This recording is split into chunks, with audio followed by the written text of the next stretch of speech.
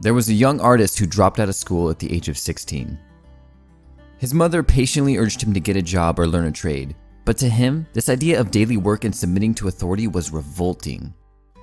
His father had passed away and his mother could not convince him to do as she told. He would spend his time wandering around his home city, visiting museums, attending the opera, and sitting by the river dreaming of becoming a great artist. He had a very fantastical view of the world. He would borrow a large number of books from the library on history and Nordic mythology and let his mind get lost in his crazy imaginings of the world. At the age of 17, he took his first trip to Vienna, one of the most important centers of art, music, and old world European culture. He was enthralled by the city's magnificent architecture. Here, he dove deeply into his art. He could draw detailed pictures from the memory of a building he had only seen once, a very rare skill to have. But when he returned home, he had little motivation to do well in school. After dropping out, he put all his hope into achieving greatness as an artist. At the age of 18, he enrolled in the Vienna Academy of Fine Arts. He had taken all his money and planned to live and study in Vienna. He had taken a huge risk and staked his whole life on his belief in himself as an artist. After taking the 2-day entrance exam, he felt confident, assured that he was going to get in. But failure struck him like lightning. His drawings were judged as unsatisfactory, and he was told he had a lack of artistic talent, with a notable lack of appreciation for the human form.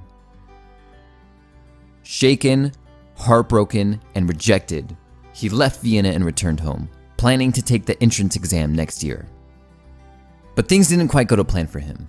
The next year, he failed the exam again, and his beloved mother died after a long battle with cancer.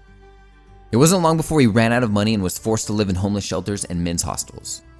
He was a broken man, rejected, and told he wasn't good enough, that his dreams would never come true. With not much left to turn to, he enlisted in the army. In war, he was able to gain a glory he never achieved through his art. He described war as the greatest of all experiences, and he was praised by his commanders for his bravery. After the war had ended, and with no other real skills or education, he remained in the military, where they gave him an assignment to infiltrate the DAP, or German Workers' Party. He quickly gained influence in the group, and especially gained notoriety for his public speaking skills.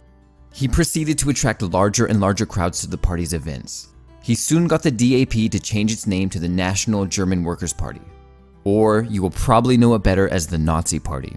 He even designed the party's new banner, and I think we all know where the story goes from here. Most of us have two lives, the life we live and the unlived life within us. Between the two stands resistance, that destructive force inside human nature that arises whenever we consider a tough, long-term course of action that might actually do something that's good for once. We've all felt it. If you've ever tried to quit a habit or addiction, ever tried to start any creative or entrepreneurial venture, or ever tried to take up any act of moral, political, or ethical courage, you have felt resistance.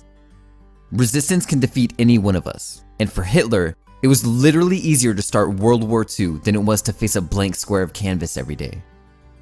Resistance beat him, like it beats most. The warrior and the artist live by the same code. Each day the battle must be fought anew. The artist must prepare his mind for the long haul. He knows if he caves to resistance, he will be twice as likely to cave tomorrow.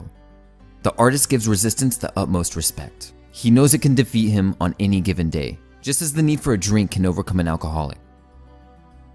All we can do is sit down and do the work day after day. When you look up at the clock hours later, you will know, I've put in my time and I hit it with all that I have. And that is all that counts. This day I have overcome resistance.